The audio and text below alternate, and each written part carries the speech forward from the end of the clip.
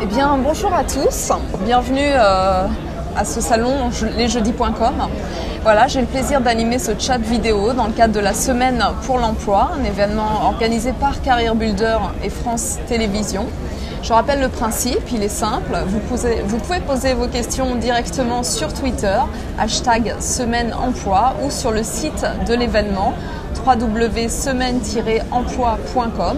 Pour ce chat, j'accueille la société Total. Madame Storelli, vous êtes directrice du recrutement, des carrières et de la diversité. Alors je vais tout de suite vous laisser vous présenter. Bien, merci, bonjour. Je suis dans le groupe Total depuis très longtemps, depuis presque 30 ans. J'ai quasiment fait toute ma carrière et toute ma carrière dans les fonctions ressources humaines. Alors c'est vrai qu'il y a 30 ans, le groupe Total était une beaucoup plus petite entreprise qu'aujourd'hui et depuis qui a pas mal grossi avec les fusions avec Petrofina et Elf. Donc j'ai un petit peu occupé tous les postes qui pouvaient exister en ressources humaines, mais j'ai commencé dans les relations sociales et après j'ai fait la retraite, gestion de carrière, formation. Bon, mon dernier poste c'était d'être directeur des ressources humaines d'une branche de Total, le raffinage marketing. Et là maintenant aujourd'hui, directrice recrutement, carrière, diversité. D'accord, alors vous êtes responsable de la diversité aussi, peut-être que vous pouvez nous expliquer la diversité chez Total? Oui, alors bon, la diversité, je dirais chez nous, c'est un petit peu dans nos gènes, parce que quand on est international, qu'on travaille dans 130 pays, la diversité, c'est quand même quelque chose qui nous est familier. Mais on a quand même voulu, travailler plus particulièrement sur la diversité en matière de ressources humaines, sur nos profils, sur l'internationalisation du management, la mixité, etc. Donc on a créé il y a quelques années une direction diversité qui ensuite a rejoint la direction recrutement carrière. On a créé aussi un conseil de la diversité en 2004 qui se réunit 2 fois par an pour justement traiter tous ces sujets de diversité. Et le sujet de diversité est vraiment partie prenante dans tous nos sujets RH, en fait. Que ce soit en recrutement ou en gestion de carrière.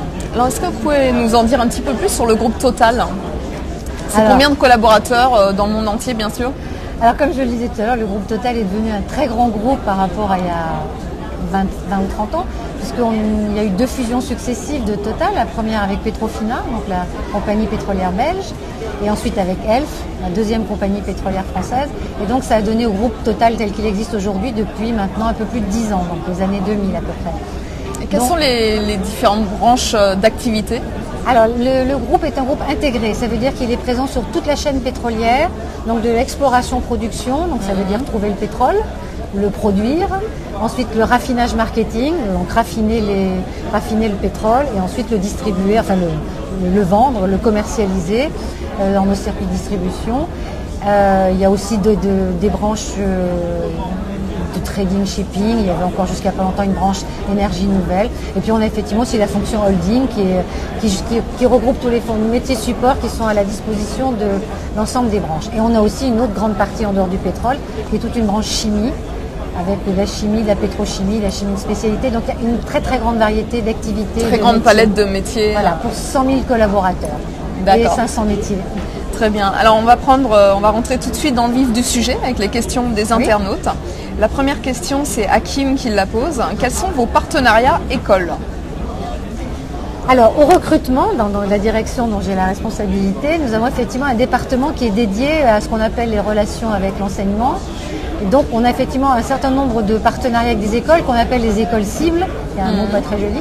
C'est-à-dire des écoles dont on cherche à privilégier dans nos circuits de recrutement.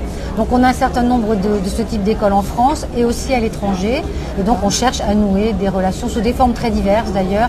Ce sont des écoles de commerce, d'ingénieurs, il y a absolument toutes sortes d'écoles. On vient par exemple de signer plusieurs partenariats en Afrique avec une université en Afrique du Sud qui s'appelle l'université WITS, qui est multidisciplinaire, avec une autre université au Sénégal, une autre au Burkina Faso. Enfin, on a des partenariats qui peuvent vraiment se concrétiser sous forme de partenariats écrits, contractuels, et d'autres qui sont plutôt des actions qu'on mène en concertation avec ces écoles. Donc ça, il y a une gamme très large d'interventions. Et on a dans le monde entier à peu près 200 écoles cibles. D'accord, oui, c'est énorme. C'est énorme. Et on a évidemment des niveaux d'intervention différents avec chacune. Avec une implication des opérationnels dans les relations écoles? Aussi bien des opérationnels que des filiales quand c'est des écoles à l'étranger, que je vous dis à travers des bourses aussi, des partenariats divers et variés. C'est quelque chose de très important pour nous parce que ça détermine directement aussi le sourcing de nos recrutements puisqu'on recrute quand même pas mal de jeunes diplômés. D'accord. Alors une question de Jean, quelles sont les localisations de vos postes ? Aujourd'hui, vous recrutez chez Total ? Alors aujourd'hui, on recrute, aujourd'hui d'ailleurs, j'allais dire aujourd'hui comme les années précédentes, parce que c'est assez constant. Oui. On n'a pas de politique de stop and go en matière de recrutement depuis plusieurs années, en dehors de l'année 2009 qui était l'année de la crise où là il y a eu une petite baisse. Mais sinon, ça fait fort longtemps qu'on est à peu près à 10 000 recrutements par an. D'accord. Et c'est des 10 000 recrutements dans le monde. D'accord. Alors là, pour enseigner Jean sur les localisations. Alors, par définition, c'est dans le monde entier. Alors, le meilleur moyen de savoir, c'est qu'on a un site. On a un site internet de recrutement qui s'appelle Careers, sur lequel sont disponibles toutes les offres d'emploi dans le monde entier. On a en permanence à peu près 650 offres d'emploi sur ce site. Et il y en a effectivement dans le monde entier. On a 200 recruteurs actifs qui utilisent ce site. Et donc, je dirais, quelqu'un qui travaille en Argentine, il mettra ses offres d'emploi sur le site Careers et en France, bien évidemment aussi. D'accord, très bien. Alors, on va prendre la question de Jeanne qui demande quel est le processus de recrutement. Alors, le processus... Donc déjà, vous avez un site ? Déjà, on a un site, absolument. Et d'ailleurs, sur ce site, le processus de recrutement est expliqué. D'accord. Alors, le processus, j'allais dire, théorique, non pas qu'il ne soit pas appliqué, mais je veux dire qu'après, il peut y avoir des adaptations suivant les pays. Il y a à peu près 4 types d'interlocuteurs. D'abord, le premier interlocuteur, c'est un consultant extérieur qui identifie si la personne a une bonne adéquation avec le poste globalement tel qu'il est proposé, les compétences qui sont recherchées. D'accord. C'est quelque chose d'assez global. Ensuite, il y a des entretiens avec la fonction ressources humaines, donc le recruteur évidemment, le chargé de recrutement et la gestion de carrière. Et puis, il y a un 4e type d'entretien avec les métiers techniques, c'est-à-dire en fait les opérationnels qui vont, les représentants du métier qui recrutent. Donc, il y a à peu près 4 entretiens. Ça peut être 3 quelquefois, si la gestion de carrière et le recrutement se mettent ensemble. Mais c'est grosso modo l'architecture classique d'un processus de recrutement qu'on invite toutes les filiales dans le monde à mettre en œuvre. D'accord. Et quel est le temps combien de temps s'écoule entre le moment où un candidat postule et un moment où il peut être embauché chez vous ? Est-ce qu'il y a une moyenne ou oui, alors, de toute façon, c'est toujours un temps trop long pour les candidats, ça on en a bien conscience. Ouais. Alors on essaye de calculer ce délai parce que c'est un délai qu'on surveille et ce délai on le calcule entre le moment où la personne est reçue pour la première fois et le moment où on lui envoie un contrat. C'est pas le moment où la personne arrive, parce que si par exemple la personne a un préavis à faire, les 3 mois de préavis ne sont pas pertinents à être pris en compte dans ce délai. Donc entre le moment où on la reçoit et le moment où on lui envoie, si ça doit se faire un contrat. Alors ce délai est très variable, suivant la seniorité, l'expertise qu'on recherche. Il peut y avoir des profils plus difficiles à rechercher que d'autres par rapport à recruter des jeunes diplômés. Donc on tourne aujourd'hui entre 2 et 3 mois, ce qui est un peu long. D'accord. On y travaille. Une question de Mathieu, toujours sur la recherche d'emploi. Est-ce que vous recrutez par cooptation ? Alors, c'est aujourd'hui un sujet qu'on est en train d'étudier. C'est pas quelque chose aujourd'hui qui se fait, mais c'est quelque chose dont on parle et sur lequel on est plutôt ouvert. Donc, en tout cas, on va certainement faire des propositions en ce sens, j'ai envie de dire prochainement. Oui. D'accord. Alors, autre question de Paul. Quels sont les métiers dans lesquels vous recrutez ? Alors, les métiers, d'abord... Comme je vous l'ai dit tout à l'heure, 10 000 recrutements, on a 500 métiers dans le groupe. Donc, par définition, on recrute un peu dans tous les métiers. Est-ce qu'il y a peut-être 3-4 métiers pour lesquels il y a un fort volume d'embauche ? Alors, si vous regardez au métier global, cadre et non cadre, là, je me place au niveau France. En France, on a à peu près 1500 recrutements par an. Sur ces 1500, on a à peu près 500 recrutements de cadres et 1000 recrutements d'OETAM, donc d'ouvriers employés agents de maîtrise. Et dans la catégorie OETAM, c'est vrai qu'on recrute pas mal dans tout ce qui est catégorie ouvriers, fabricants. On a pas mal d'usines en France et aussi sur des postes commerciaux. Et pour les catégories de cadres, on recrute beaucoup dans les métiers de l'exploration-production, par exemple des foreurs. Si vous allez sur Careers aujourd'hui, il y a au moins 50 ou 60 offres dans le métier forage. On recrute dans les foreurs, géosciences, mais on recrute aussi pas mal dans les métiers support, informatique, finance, pas mal aussi. Dans l'informatique, vous recherchez quel poste par exemple ? Dans l'informatique, on a un peu 2 types de profils. On a à la fois, je dirais, les profils débutants pour gérer, staffer nos directions informatiques, sachant que l'informatique est aussi souvent une clé d'entrée dans le groupe. C'est-à-dire que au moins une bonne moitié de ceux qui ont été recrutés pour être informaticiens ne feront pas toute leur carrière dans l'informatique, mais iront ensuite. C'est l'avantage d'être dans un grand groupe. Et c'est une voie d'entrée intéressante. Et puis on peut recruter aussi des gens plus seniors parce qu'on a, comme tous les grands groupes, beaucoup de projets informatiques en permanence et ça ne se ralentit pas. Donc on a besoin aussi de gens très experts en informatique. Alors justement, c'était la question de Jacques. Est-ce que vous recrutez des seniors ? Alors, on recrute des seniors. D'abord, on a déjà des seniors dans notre effectif. En France, on doit tourner à peu près à... On n'est pas loin de la moitié, entre 45 et 50% de gens qui ont plus de 50 ans dans notre effectif français. Dans nos effectifs, dans nos recrutements en France, on recrute à peu près 10% de seniors. Et là, ce qu'on appelle senior, c'est au-dessus de 45 ans. Et là, on parle de quel poste, par exemple, pour ces 10% Franchement, c'est extrêmement variable. Il n'y a pas un métier sur lequel vraiment on dit là, on va recruter que des seniors. C'est extrêmement dispersé. Mais disons que ce qui est prédominant dans un recrutement, c'est la compétence des gens. Donc l'âge n'est pas un facteur discriminant. Après, on regarde effectivement l'adéquation avec les postes, l'expérience, effectivement, si on a besoin de postes de débutants, ça sera moins favorable à recruter les seniors. Mais je vous dis, on recrute, et ça aussi c'est régulier depuis plusieurs années, on a 10% de seniors. Le chiffre est identique à l'international aussi, on recrute aussi à peu près 10% de nos recrutements à l'international sont des seniors aussi. D'accord. Question de Frédéric, est-ce que vous recrutez des personnes au parcours atypique ? Alors oui. On le veut en tout cas. Alors après, il y a toujours le sujet de savoir qu'est-ce qu'un parcours atypique. Qu'est-ce qu'un profil atypique ? Qu'est-ce qu'un profil atypique ? Moi, j'ai des exemples de profils atypiques qui me viennent en tête. Je sais que par exemple, j'ai en tête très précisément une maquilleuse de théâtre qui a retrouvé une carrière chez Total, après être rentrée un peu par hasard et finalement, comme c'était quelqu'un d'intelligent et qui avait de la détermination, qui a été formé et qui est en train de faire une carrière aussi. Et puis des exemples comme ça, je pourrais en trouver plein. On le cherche, en tout cas, on n'y est pas fermé. Alors après, donc je répète, ça dépend de ce qu'on appelle atypique. On cherche en tout cas à avoir une grande diversité dans les parcours et dans l'origine, dans les formations académiques. De ne pas recruter uniquement à partir des mêmes écoles ou avec les mêmes backgrounds professionnels. Là, le recrutement notamment, là je le sais puisque c'est maintenant ma responsabilité première, on veille vraiment à avoir des gens un peu différents. Pas de clonage. Vous recrutez par exemple dans des universités Alors, on recrute aussi bien dans des universités que dans des grandes écoles ou dans des écoles tout court.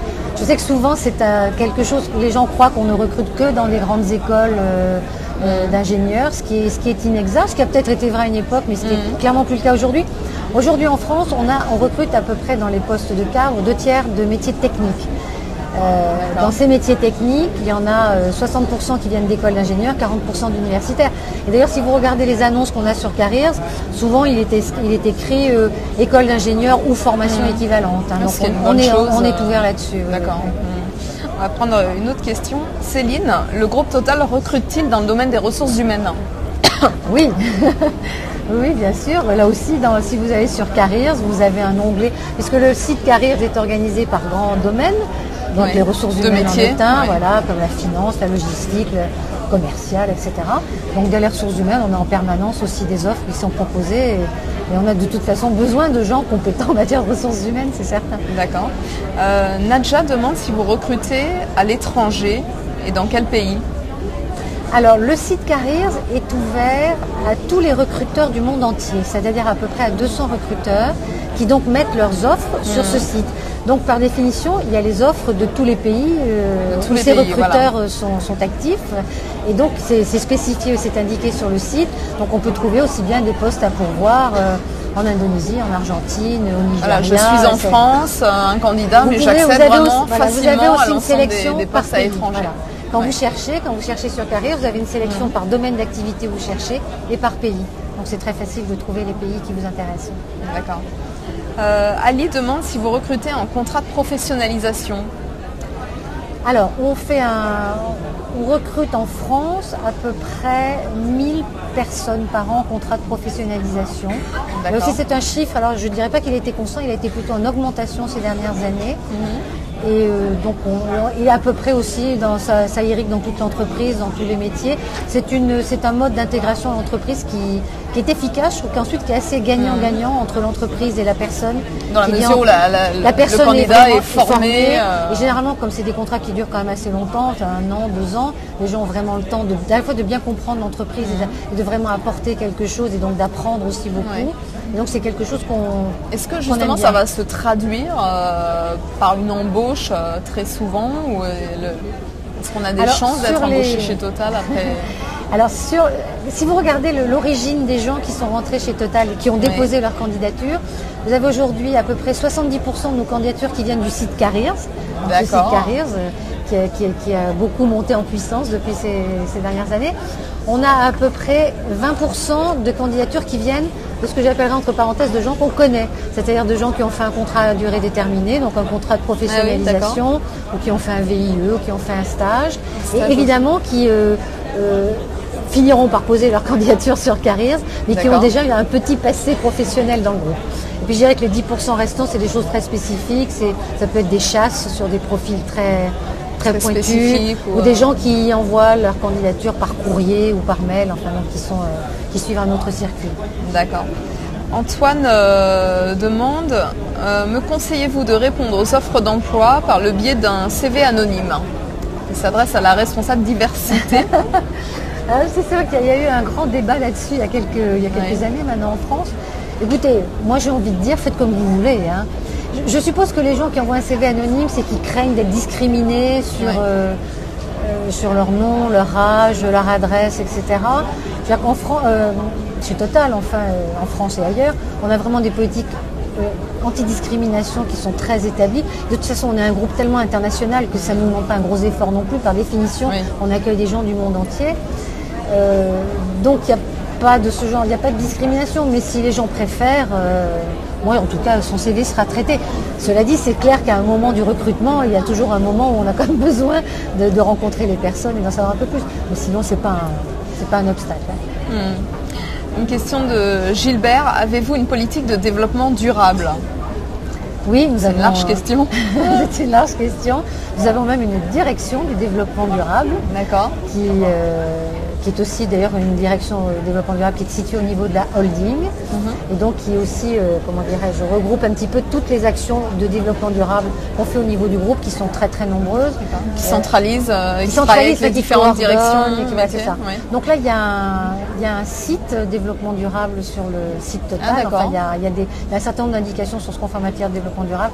Donc, je préfère renvoyer les personnes intéressées sur ce site pour qu'elles voient tout ce que nous faisons. Carole demande, au bout de combien de temps peut-on prétendre à un poste offshore?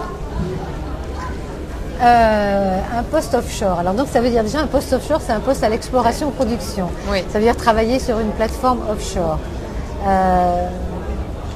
Il est clair que quand on travaille sur une plateforme, ça veut dire qu'on a déjà acquis un certain niveau de compétence, qu'on est capable d'avoir une certaine autonomie. Par définition, c'est des conditions de travail un peu particulières. Et sur une plateforme, vous avez aussi différents types de postes qui peuvent nécessiter plus ou moins d'apprentissage. Je dirais qu'en tout cas, des VIE peuvent aller sur des plateformes, pour une fois évidemment très encadrées, mais sinon, c'est peut-être pas comme un premier poste. Le premier poste, on essaiera quand même de le faire généralement pour un poste de formation, enfin de prise en main d'un métier, etc., avant de pouvoir vraiment avoir une vraie valeur ajoutée. Mais je dirais qu'il n'y a pas un barème, un calendrier, une grille applicable en toutes circonstances. Hein, Une question de Pauline. Je suis travailleur handicapé avec un niveau de formation BTS. Pourrais-je espérer intégrer Total? Alors, on a, dans notre politique diversité, il y a plusieurs piliers. J'en ai évoqué d'une manière indirecte certains qui sont justement d'avoir des femmes présentes dans tous les postes, des internationaux aussi présents dans tous les postes. Mais l'insertion des handicapés fait aussi partie de la politique diversité. Donc on a une politique assez active. Ça fait déjà très très longtemps, au moins une vingtaine d'années, qu'on signe des accords avec nos partenaires sociaux, des accords pluriannuels avec des engagements en matière d'intégration de salariés handicapés, aussi bien sous forme de recrutement, mais aussi sous forme de stage, de contrats en alternance, d'ateliers protégés, de sensibilisation. Donc ça, c'est une politique qui n'est pas nouvelle. On travaille, pour le recrutement, on travaille avec des cabinets aussi qui sont spécialisés dans le sourcing de travailleurs handicapés, parce que très souvent une des difficultés pour les salariés handicapés, c'est le niveau de formation, le niveau à la fois le niveau de formation.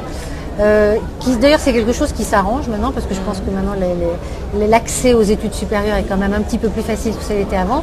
Avec un BTS, avec un bac plus 2, il peut parfaitement poser sa candidature. Quels sont les types de postes que ces personnes peuvent occuper? A priori, les handicaps sont tellement variés. Oui, c'est difficile de répondre. Oui, comme ça. Je veux dire, évidemment, on peut imaginer qu'il y a certains handicaps qui seront incompatibles avec certains postes, mais je veux dire, ça, les gens le savent d'eux-mêmes. Mais quand on travaille sur le handicap, on apprend que 85% d'handicaps ne sont pas visibles, contrairement à l'image du handicapé en fauteuil roulant qu'on a un petit peu toujours. Donc, je pense qu'il y a quand même un nombre très élevé de handicaps qui sont compatibles avec beaucoup de postes. On a aussi des gens qui sont dont la travail et de faire de l'ergonomie des postes, ça veut dire s'il y a besoin d'adapter des postes de travail pour des gens malvoyants, malentendants ou même aussi avec des difficultés de déplacement, etc. Donc on a toute une batterie de moyens pour faciliter l'intégration de personnes handicapées. Donc si elle a envie de poser sa candidature, qu'elle le fasse. Alors il y a Mohamed qui demande si la maîtrise des langues orientales est un avantage pour entrer chez vous. Les langues orientales, donc là Alors je dirais d'abord, sur le sujet plus général de la maîtrise des langues, il y a le français et l'anglais qui sont les deux langues officielles du groupe.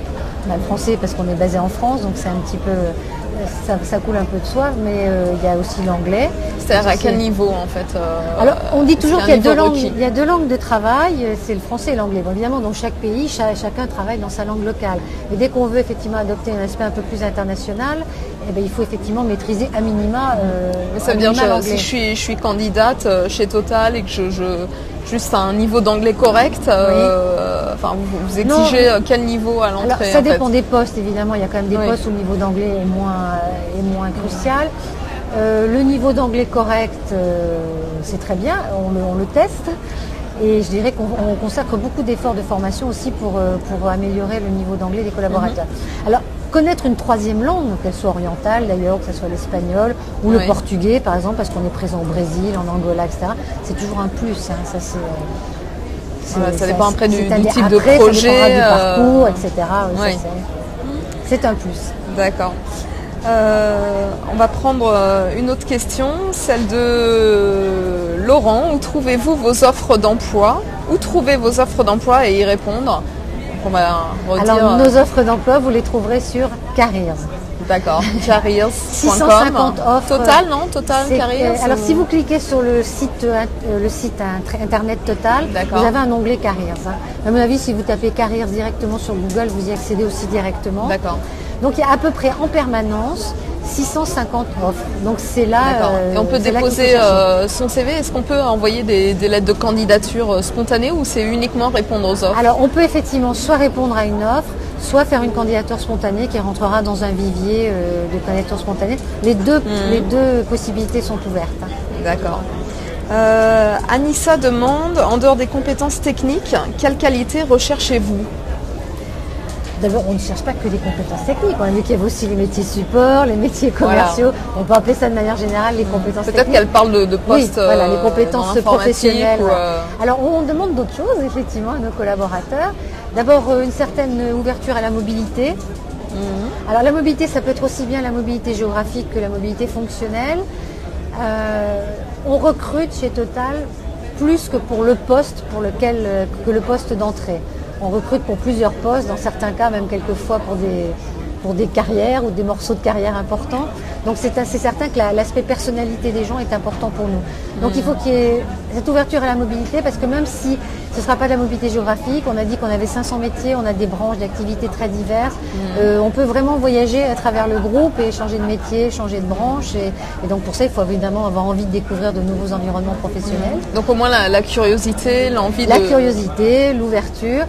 Il y a donc cet aspect adaptabilité, du coup tout ça va un peu ensemble. Et puis je pense que dans les valeurs du groupe aussi, il faut certainement qu'il y ait de l'adhésion aussi aux valeurs du groupe. Alors justement, c'est une question de Stan. Oui. Quelles sont les valeurs de Total? Alors, je dirais que dans les valeurs très générales, qu'on affiche au niveau du groupe. Il y a en premier la sécurité. On est quand même un grand groupe industriel, même si on a des activités qui sont commerciales, on reste très industriel. L'éthique. On est un groupe très international, donc l'éthique est quelque chose de très important. Le respect de l'environnement aussi. On a en plus, dans ce qu'on appelle chez Total, un concept qui s'appelle la Total Attitude.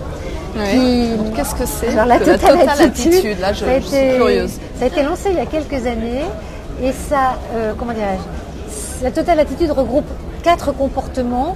Donc ça, c'est des comportements que chaque individu se doit d'adopter, qu'on appelle des comportements de référence. Donc là, on n'est pas dans des grandes notions très, j'allais dire, peut-être un peu générales et tout. C'est vraiment le comportement de chacun.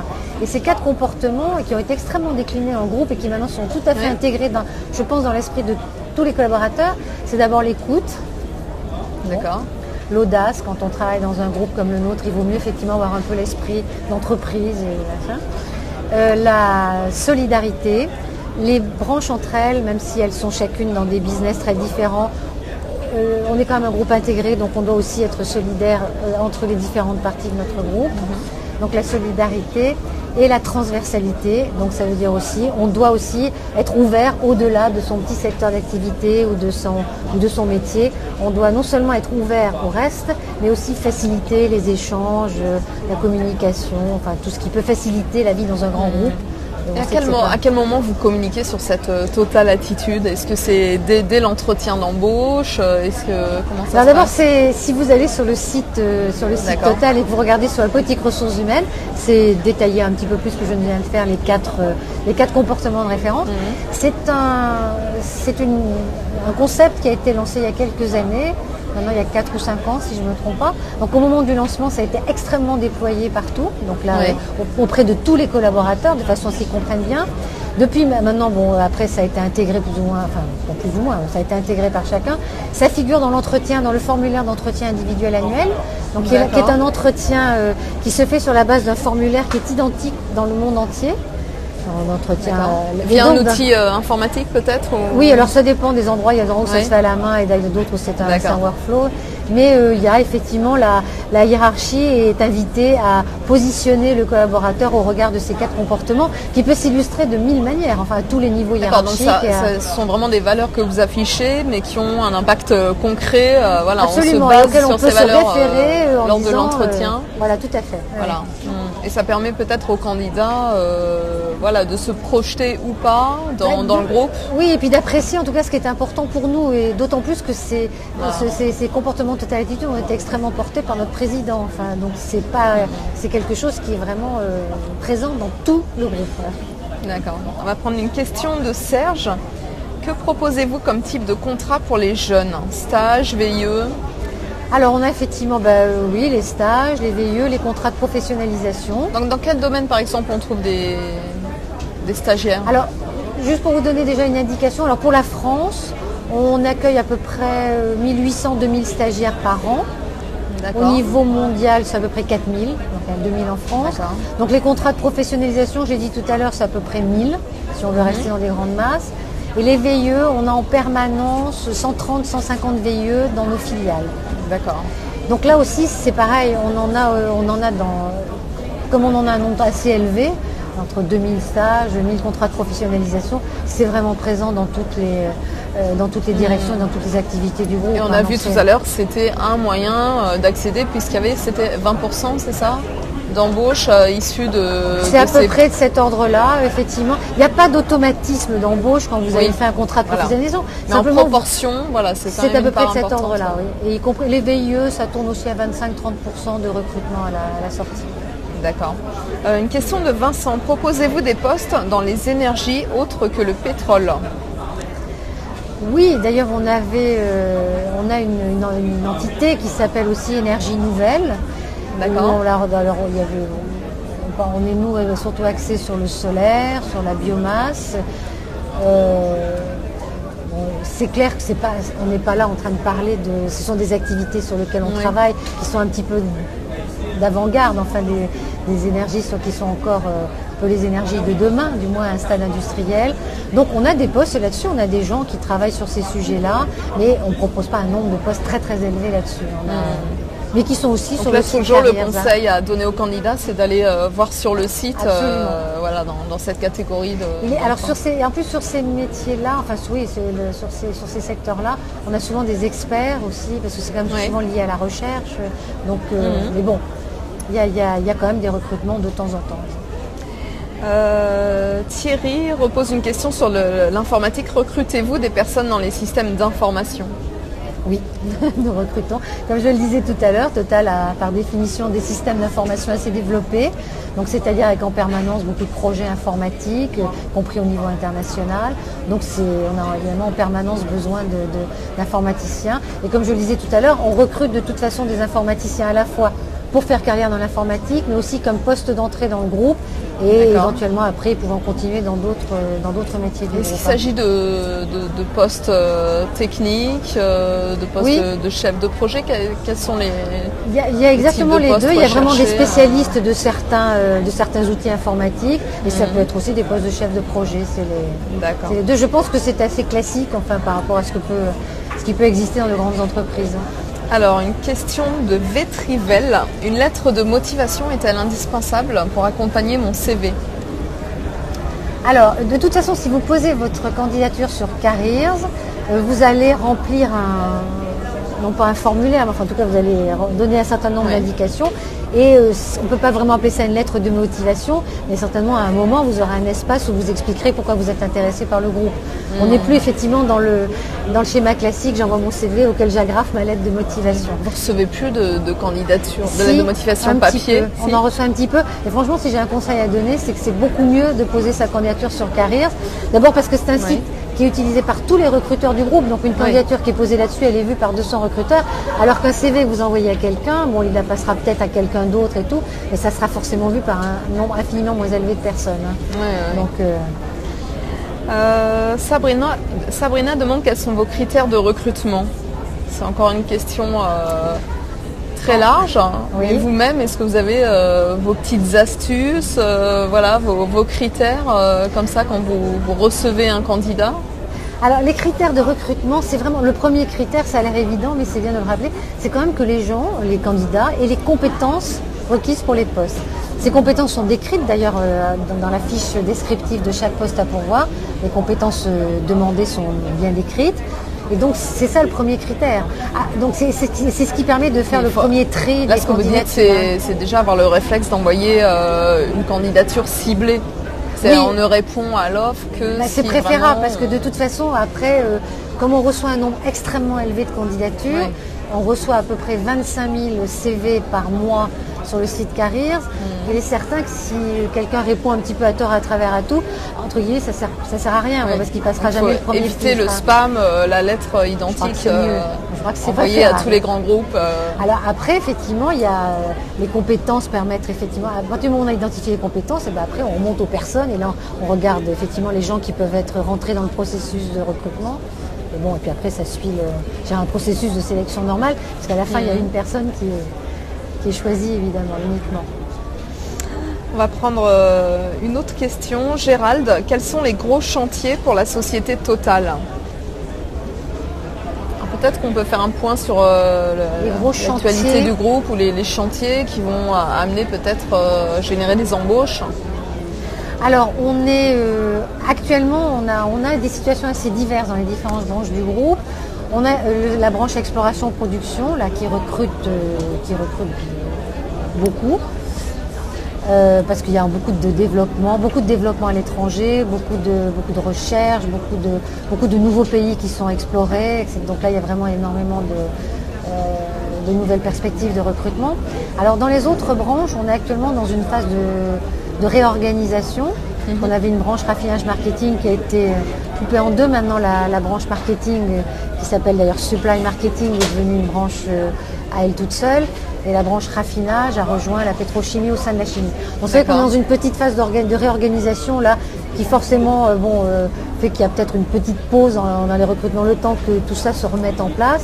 Mais je dirais qu'après, aujourd'hui, au niveau mondial, alors je vous parle de réorganisation qui touche quand même essentiellement la France, au niveau mondial, les deux secteurs qui recrutent le plus, quantitativement, c'est la chimie et le raffinage et le marketing. D'accord.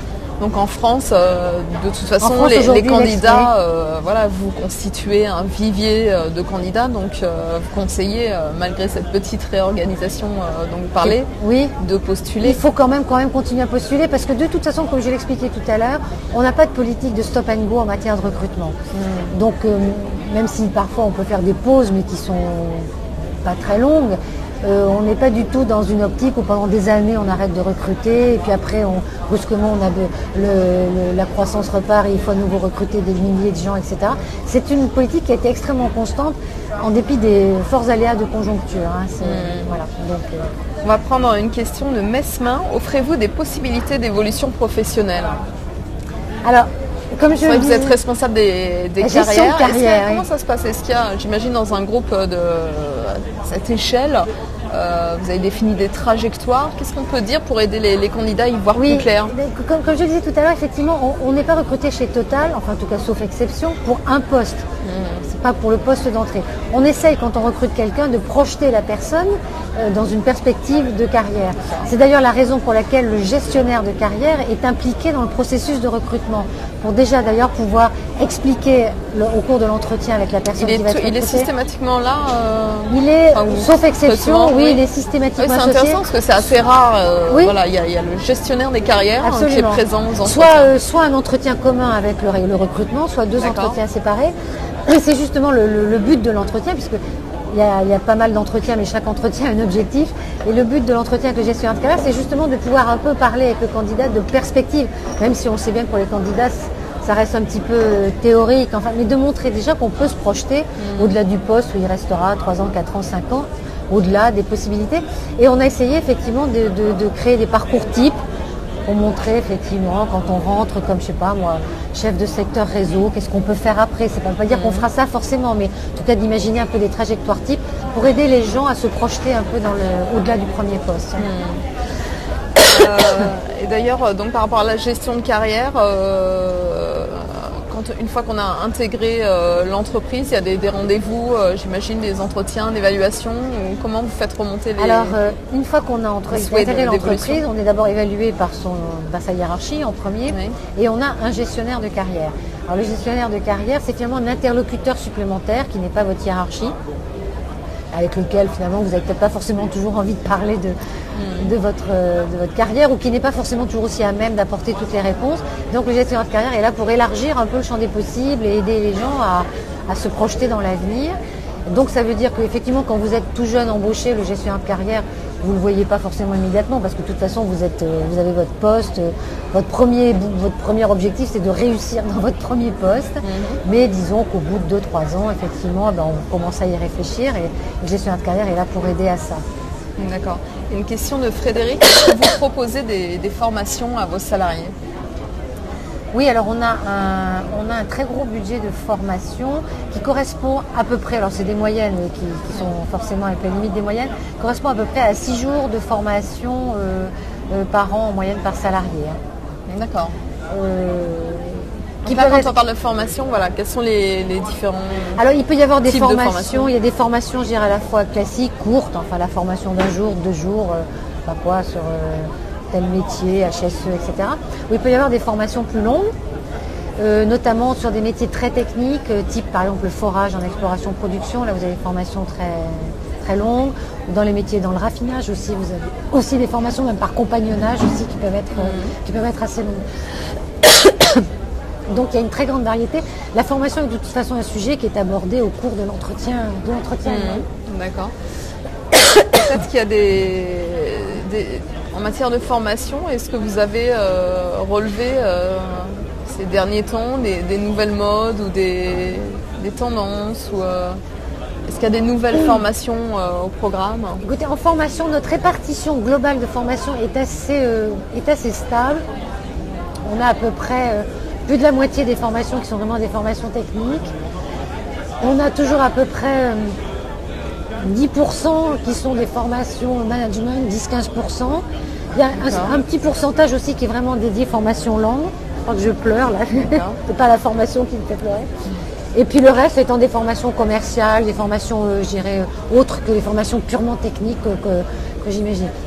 Et ça, c'est une répartition du portefeuille formation qui est peu ou prou toujours assez stable dans les différentes branches du groupe.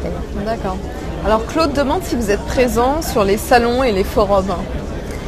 Oui, on est bien sûr présent, la preuve d'ailleurs, puisque je suis là. On fait en France une vingtaine de forums par an, et on fait aussi des forums à l'étranger. D'accord, donc c'est un moyen... c'est un moyen qu'on choisit d'ailleurs directement aussi lié avec nos écoles cibles, qui c'est aussi un moyen de rencontrer des étudiants qui sont dans les écoles qu'on a identifiées comme des sources de recrutement intéressantes pour le groupe. C'est un moyen, donc les candidats peuvent vraiment trouver un emploi via... en tout cas, trouver un interlocuteur, via les salons, trouver des renseignements, trouver voilà, c'est ça, des conseils pour savoir effectivement comment poser leur candidature. Discuter avec des opérationnels. opérationnels. Sur les salons, il y a des recruteurs avec des gens qui peuvent les conseiller justement et leur donner... On va prendre une autre question de Mohamed. Recrutez-vous plutôt des débutants ou des profils expérimentés? Alors, des deux. Si je prends le cas de la France, on a à peu près... Merci.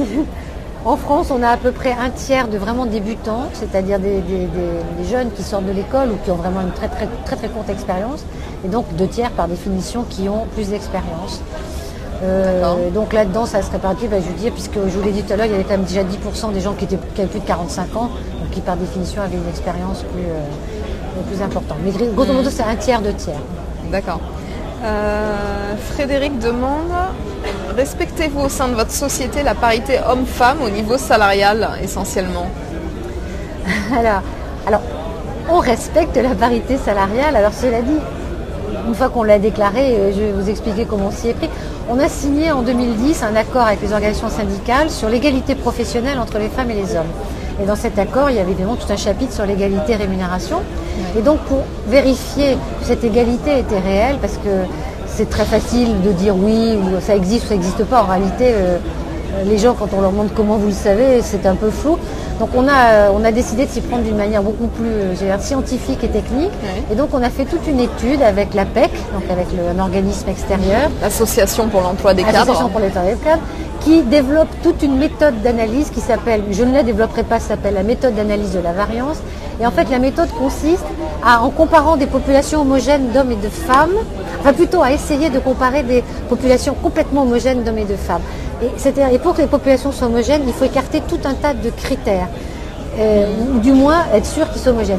Et donc ils ont examiné des populations au regard de 35 critères, à savoir, je sais pas, il y avait l'âge des gens, il y avait la formation, l'ancienneté, le diplôme, est-ce que les gens avaient été expatriés, la maternité, puisque souvent c'est un critère.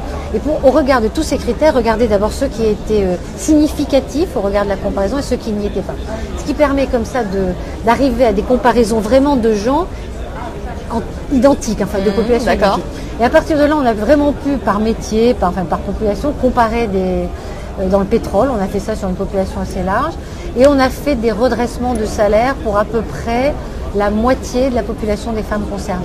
D'accord. Et ça se fait petit à petit? Alors, on l'a fait effectivement dans le temps.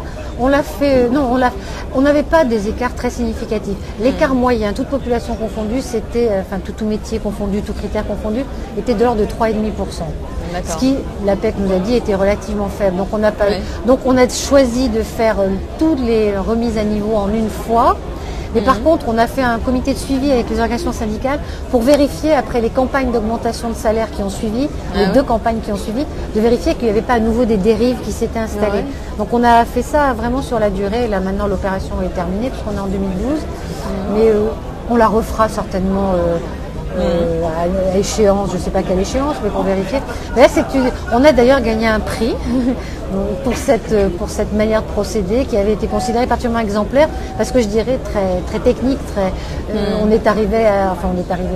les organisations syndicales avec lesquelles on a discuté, tout le monde a partagé vraiment la méthode pour bien y adhérer, et je dirais pour que les résultats soient légitimes et crédibles. D'accord. Donc voilà. Alors, une question de Nadia, embauchez-vous des femmes sur les métiers techniques du pétrole? Ah oui, et non seulement on embauche, mais on aimerait bien en embaucher davantage encore. Alors aujourd'hui, on cherche beaucoup à recruter des femmes à la sortie des écoles d'ingénieurs. Aujourd'hui, il y a à peu près 20% d'étudiantes qui sortent d'écoles d'ingénieurs. Donc on s'est fixé comme objectif d'avoir au moins 20% de nos recrutés qui soient des femmes quand on recrute dans ces profils ingénieurs. On a actuellement, d'ailleurs en 2011, un petit peu dépassé, on a fait 23%, mais on est très clairement demandeur de plus de plus de femmes dans les métiers ingénieurs, où là encore il y a la mixité. Et elles sont attirées par ces métiers ou est-ce qu'il y a à travailler sur cette dimension? Avant d'être attirées par nos métiers, notre principale difficulté, c'est de savoir si elles sont attirées par les écoles, par les études d'ingénieurs. Donc c'est pour ça d'ailleurs qu'on fait aussi du travail en amont auprès des écoles, pour justement, j'allais dire, sensibiliser les jeunes filles, les futures étudiantes, pour leur dire faites des métiers d'ingénieur. Parce qu'après, susciter des vocations. Susciter des vocations et qui ensuite se retrouveront dans les femmes qu'on recrute. Donc voilà, on espère que ça va se développer. Une question de Sandrine. Et juste pour compléter là-dessus, si vous êtes une femme ingénieure, vous êtes vraiment très bienvenue chez Total. Bienvenue, femme, on a compris le message. Je pense que vous allez recevoir des CV là très vite. Avec plaisir. Alors une question de Sandrine, 1500 recrutements en France. Comment intégrez-vous tous ces nouveaux collaborateurs? Alors ça c'est une bonne question, la question de l'intégration. Alors, une fois que vous avez sélectionné les candidats, on a tout un parcours d'intégration des collaborateurs, d'ailleurs qui est le même en France et pour l'international. Alors le parcours d'intégration pour les cadres, le parcours d'intégration classique, c'est découvrir le groupe. Donc il y a un séminaire qui dure 2 jours et demi aujourd'hui, qui est découvrir le groupe et qui est suivi. C'est obligatoire? Pour tous les cadres, obligatoire, ça a une notion un peu, si vous ne le faites pas, vous serez puni. Oui, on fait en sorte que tous les cadres le fassent. Et quelquefois, il peut y avoir des circonstances où ça soit plus difficile, notamment, il peut y avoir des problèmes de disponibilité, etc. On encourage très vivement les hiérarchies à faire participer tous ces jeunes recrutés. Et après, il y a une seconde session qui est découvrir la branche. On a vu que le groupe était très varié, donc c'était une présentation assez panoramique. Oui. Et après, suivant que vous rentrez à l'exploration production ou supply marketing, raffinage chimie, vous avez une présentation plus spécifique. Et éventuellement, dans certains cas, vous avez même découvrir le métier. Et alors ça, ce sont un parcours qui est donc international. On a en France, quand on organise ces séminaires en France, pas que des Français, mais aussi beaucoup de gens qui viennent de filiales. Et pour faciliter aussi le fait que les gens viennent de filiales, c'est quand même toujours plus compliqué, il y a un billet d'avion à chaque fois et tout. On externalise ces séminaires de façon à faciliter la vie pour les recrutés locaux, enfin dans les filiales à l'étranger. Donc par exemple en 2011, on a organisé un séminaire à Houston pour tous les recrutés d'Amérique. Alors c'est plus facile d'aller à Houston que d'aller à Paris quelquefois. À Johannesburg, si je ne me trompe pas, et à Singapour pour tous les recrutés asiatiques aussi. Singapour est une zone de destination. Vous faites ça un petit peu par région? Par région, voilà, on ne peut pas le faire dans chaque pays parce que là ce serait un peu difficile. Mais par région, c'est plus facile quand même et du coup on externalise le stage plutôt que de déplacer de façon à favoriser et de ne pas avoir un peu des intégrations à 2 vitesses où en France c'est facile et puis quand on est recruté dans une filiale c'est plus difficile. C'est vraiment un objectif affiché. Une question de Guilain. Quelles sont vos actions de relations école? On a déjà eu cette question. Peut-être rappeler les différents types d'actions que vous menez envers vos écoles. Vous avez parlé d'écoles cibles. Alors on a des actions extrêmement différentes. D'abord de participer à des forums, à des forums. Enfin, il y a certaines écoles qui organisent des événements auxquels on s'associe. Ça peut être des événements, je dirais, très professionnels, enfin qui sont liés des formes de recrutement. Mais ça peut être aussi des activités sportives. Il y a aussi par exemple le raid central. La course à la voile de l'EDEC, enfin il y a des choses comme ça. On a aussi une action à travers des bourses. Donc là il y a tout un circuit pour attribuer des bourses. On a chaque année quelque chose qui est assez particulier, qui s'appelle la Total Summer School, qui consiste à ce que chaque année on invite 100 étudiants du monde entier à venir passer une semaine en et à découvrir finalement tous les métiers du groupe. Et donc finalement et à cette occasion-là aussi rencontrer éventuellement donc en vue de faire connaître le groupe, faire connaître le groupe, rencontrer les gens du groupe, faire connaître mieux nos métiers aussi. Quelquefois, la vision des métiers est quand même pas toujours forcément très précise. Oui, quand on est étudiant, et qu'on est face à un groupe comme Total avec énormément d'activités. C'est énorme. Donc justement faire découvrir la variété, faire intervenir des gens du groupe qui sont finalement quand même souvent les mieux placés pour parler. Et donc ce Total Summer School qui existe aussi depuis maintenant 7-8 ans et qui marche très bien. D'accord. Toujours beaucoup de succès. Une question de Nathalie. Pratiquez-vous le télétravail? Oui, nous pratiquons le télétravail. Alors nous avons signé un accord sur le télétravail il y a quelques semaines. D'accord. Et donc c'est tout frais. C'est vraiment tout frais parce qu'on a lancé un pilote, qui est un pilote assez extensif pour les premiers télétravailleurs. Et ce pilote a commencé le 1er avril. D'accord. Et donc moi, en ce qui concerne dans la direction recrutement diversité carrière, j'ai actuellement, sauf erreur de ma part, 6 ou 7 personnes qui sont en télétravail depuis le 1er avril. D'accord. Et quel est l'accord? Est-ce que c'est 2-3 jours Alors d'abord, c'est un accord travailler 2-3 jours à domicile qui a été signé par toutes les organisations syndicales. Alors effectivement, qui délimite enfin certains cadres. C'est pour ça d'ailleurs qu'on fait un pilote. Alors c'est maximum 2 jours. D'accord. Voilà, parce que on a fait beaucoup de benchmarking avec les autres sociétés qui étaient plus avancées pour voir un peu. Et quand même, on souhaite que les gens gardent quand même un lien avec l'entreprise. Et donc voilà. Donc entre 1 et 2 jours, avec un certain nombre d'outils informatiques, il faut évidemment que le poste soit compatible. Enfin, il y a tout un tas de conditions, je dirais, qui sont assez classiques pour encadrer le télétravail. Mais on a eu. Alors je parle des personnes qui sont lancées dans ma direction, mais je pense qu'actuellement on doit tourner pas loin d'une centaine de télétravailleurs depuis le 1er avril. D'accord. Donc voilà. Alors, on va prendre une autre question, celle de Maxime. Avec la crise, freinez-vous le rythme de recrutement? Alors, comme je le disais, Total, vraiment, depuis des années, a toujours cherché à ne pas, justement, faire comme ça ces grands stop and go en matière de recrutement, qui sont souvent, après, très dommageables en matière de pyramide des âges, etc. Je dirais en dehors de l'année 2009, qui était vraiment l'année où tout le monde a été un peu... où la crise a été particulièrement forte. Ça fait vraiment plusieurs années qu'on est autour de 9-10 000 recrutements. Le rythme des embauches Le rythme des embauches, on cherche vraiment à garder une régularité dans les embauches. Oui, alors après, ce ne sera pas forcément toujours dans les mêmes métiers, puis il y avoir des métiers sur lesquels il y a des ralentissements, d'autres qui accélèrent et tout. Mais on a vraiment le souhait d'avoir un flux d'entrée régulier et de ne pas perdre le contact avec finalement tous les gens de l'extérieur qui viennent. Une question de Serge, recrutez-vous chez Total pour les stations-service? Oui, bien sûr, on recrute sur les stations-service. Alors, je pense que les offres d'emploi sur les stations-service ne sont pas forcément sur le site Careers. Je pense qu'on les trouve plutôt via Pôle emploi ou des organismes locaux, etc. Mais on recrute beaucoup pour nos stations-service. On peut envoyer une candidature Si on veut envoyer une candidature, on la fera suivre dans les gens qui recrutent station-service. Mais en tout cas, sauf erreur de ma part, je ne pense pas qu'on trouvera ces candidatures sur Careers. Mais si les personnes ne savent pas où s'adresser, qu'elles nous les envoient et on les fera suivre. D'accord. Qu'il faut. Angélique demande s'il y a des possibilités d'aménagement du temps de travail chez Total. Est-ce qu'il y a des temps partiels par exemple? Oui, alors là aussi on a un accord sur le temps partiel assez développé qui a été signé il y a 4 ou 5 ans avec les partenaires sociaux. On a toujours un dialogue assez actif avec les organisations syndicales. Et donc il y a différents types de temps partiel. Ça peut être le temps partiel pour des raisons familiales, ça peut être le temps partiel pour des raisons personnelles, pas forcément des raisons familiales. On offre une palette de temps partiel qui est extrêmement large, sachant que de toute façon, de manière régulière, les gens peuvent opter pour revenir à un temps complet. Donc, d'accord. On a même des mi-temps partagés, c'est-à-dire on propose des mi-temps partagés, c'est 2 personnes à temps partiel sur le même poste. C'est quelque chose d'assez difficile, mais enfin on dit ça peut aussi exister. Donc on est très ouvert sur le temps partiel. Enfin, je veux dire, bon, d'accord. Une question d'Isabelle, est-ce que vous recrutez via les réseaux sociaux? Alors pour l'instant, c'est pas très développé. On a commencé avec Facebook, avec LinkedIn, etc. et tout. Enfin, en tout cas, c'est quelque chose aussi qu'on va certainement développer.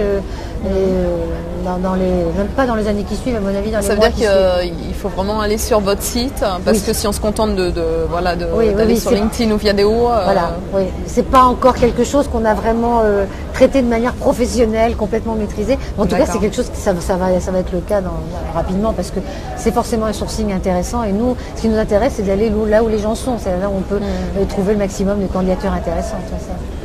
Alors une question d'Emmanuel, certaines entreprises utilisent les Serious Games pour attirer des étudiants. Donc les Serious Games, ce sont ces programmes informatiques, ce sont des formations qui s'inspirent des jeux vidéo, mais dans le monde de l'entreprise. Est-ce que c'est votre cas chez Total? Alors nous avons lancé un Serious Game l'année dernière qui s'appelle Genius Serious Game, donc qui était ouvert à tous les étudiants du monde entier. Donc il y a eu une première phase du jeu qui était en novembre, qui a duré donc quelques semaines. Donc il y avait des prix à gagner. Il y a eu je ne sais plus combien, 10 000 participants. Enfin bon, sauf erreur de ma part, ce sont des équipes indonésiennes qui ont gagné. Et là, on vient juste de relancer, là, pratiquement ces jours-ci, un deuxième volet de ce jeu. Donc le jeu étant effectivement de faire travailler les étudiants sur comment est-ce qu'ils voient l'avenir en matière d'énergie. Donc il faut qu'ils fassent des arbitrages, des choix entre le solaire, la biomasse, le gaz, le charbon, etc. Donc c'est un jeu qui est très lié à notre activité et qui a attiré effectivement pas mal de monde. C'est aussi un autre moyen de toucher les étudiants, absolument, les écoles. Indépendamment de ça, on se sert aussi des serious games pour la formation, mais là je dirais que c'est dans une optique complètement différente. Pour former à quoi par exemple? Par exemple pour former à l'entretien individuel annuel, il y a des simulations d'entretien avec des avatars et puis des réponses qui effectivement... Ça va aider les managers, vous les proposez aux managers ou aux collaborateurs? On a proposé aux managers, mais je crois que c'est aux collaborateurs aussi. J'ai l'exemple très clair en tête. Tous ceux qui finalement étaient supposés de passer un entretien, quelle était la bonne façon de passer l'entretien et d'éviter que l'entretien soit positif. D'accord. On le fait pour le IA, on le fait pour d'autres métiers, pour d'autres formations, mais le IA c'était particulièrement développé. On l'avait là envoyé dans le monde entier aussi, ce Serious Game. Une question de Florence, quels sont les métiers dans lesquels il vous est le plus difficile de trouver des candidats? Est-ce qu'il y a des métiers vraiment sous tension qui vous demandent particulièrement des efforts? On touche 25 000, enfin on reçoit 25 000 CV par mois sur notre site. Oui. Donc ce qui veut dire qu'on gère en permanence un nombre de candidatures assez colossal. Alors, donc je dirais que de manière générale, on n'a pas vraiment de problème de sourcing.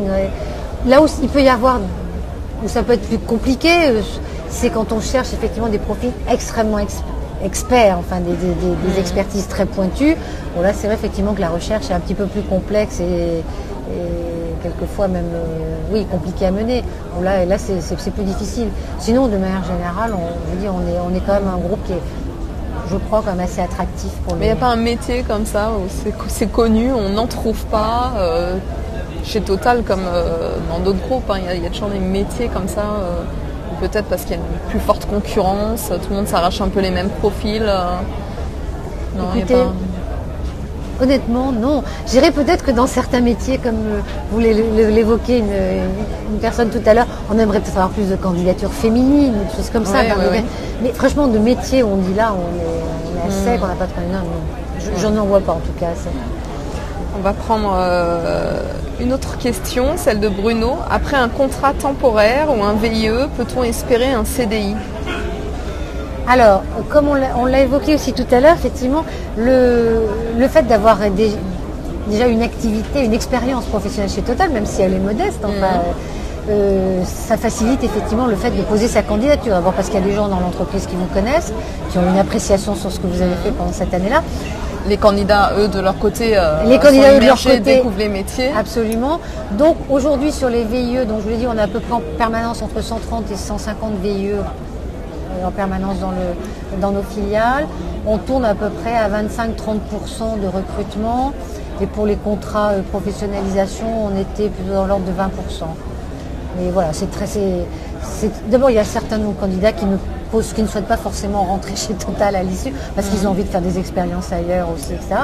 Mais de toute façon, quand vous êtes recruté par exemple comme VIE, vous suivez déjà un processus de recrutement qui est assez sélectif. Donc si vous posez à nouveau votre candidature, vous aurez un processus de recrutement qui sera un peu allégé. On ne vous refera pas passer toutes les étapes, notamment par exemple si vous avez été vu par un consultant extérieur, ce ne sera pas nécessaire. Voilà, mais donc de toute façon, vous avez évidemment le droit, vous êtes même invité à le faire, parce que d'avoir une première expérience, c'est quand même un atout malgré tout. Alors une dernière question, vous l'avez largement évoqué, mais ça vous donnera l'occasion de conclure. Careers, donc le site, votre site carrière, regroupe-t-il toutes les offres d'emploi de chez Total, ou y a-t-il d'autres sources? Alors Careers regroupe la très très grande majorité des offres d'emploi chez Total. Il y a quelques autres sources, comme je vous le disais, par exemple quand vous évoquiez les emplois dans les stations-service, là effectivement ça sera plutôt par Pôle emploi. Mais de manière générale, de toute façon, on invite quand même les recruteurs, les filiales dans le monde entier, à y mettre le maximum d'offres d'emploi, parce que c'est quand même pour nous la meilleure vitrine, pour donner une bonne visibilité sur toutes les possibilités de postes disponibles dans le groupe. D'accord, très Voilà. bien. Bah, écoutez, Madame Storelli, je vous remercie. Non, merci à vous. Voilà, merci à vous de nous avoir suivis. Merci pour toutes vos questions. On se retrouve pour la prochaine édition de la Semaine pour l'Emploi. À très bientôt. Bonne soirée.